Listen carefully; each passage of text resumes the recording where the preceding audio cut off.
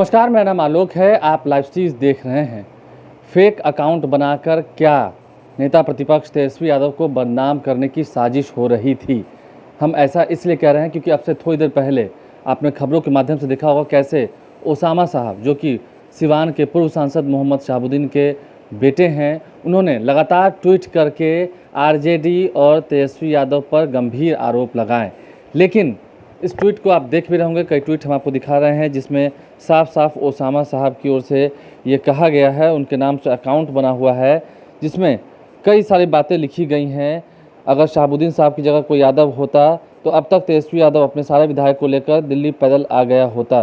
तमाम चीज़ें लिखी गई, जस्टिस फॉर शहाबुद्दीन तक लिख दिया गया। लेकिन अब जैसी जानकारी निकल के आ रही है, ये आईडी जो है वह फेक आईडी निकली है। ओसामा साहब के नाम से आईडी बना दी गई, जिसे कुछ घंटों में ही कई हज़ार लोगों ने फॉलो कर लिया।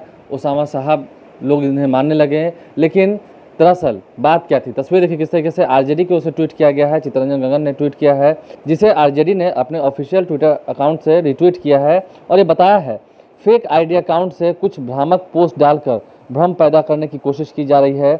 बहुत जल्द ही इन सब का पर्दाफाश होगा।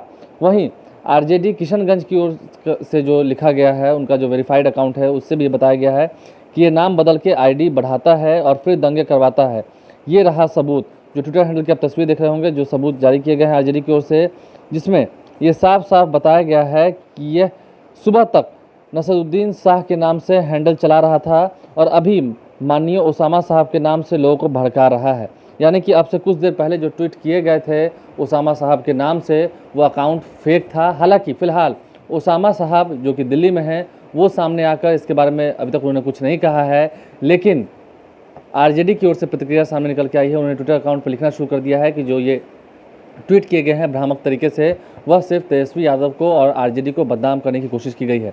आपको बता दें, नेता प्रतिपक्ष तेजस्वी यादव ने अब से थोड़ी देर पहले अपने फेसबुक पर लिखा था, अल्लाह से दुआ मांगी थी कि उन्हें जन्नत मिले। आज ही सुपुर्द खाक हो गया है मोहम्मद शहाबुद्दीन का। अब सिर्फ यादों में ही मोहम्मद शहाबुद्दीन रहेंगे।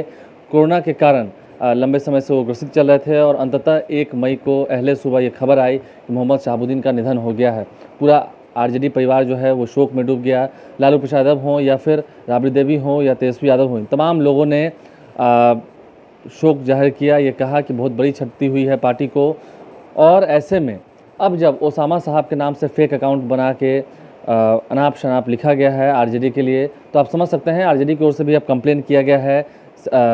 साइबर सेल को कंप्लेन किया गया है, यूपी पुलिस को अटैक किया गया है और बताया गया है कि ऐसे लोग जो कि नसरुद्दीन शाह के नाम से इनका सुबह तक आईडी चल रहा था और शाम में नाम बदलकर कुछ और ट्वीट करना शुरू कर दिया, किसी की छवि बिगाड़नी शुरू कर दी, तो ये खैर ठीक बात नहीं है। हालांकि फ़िलहाल ओसामा साहब ने अब तक कुछ नहीं कहा है।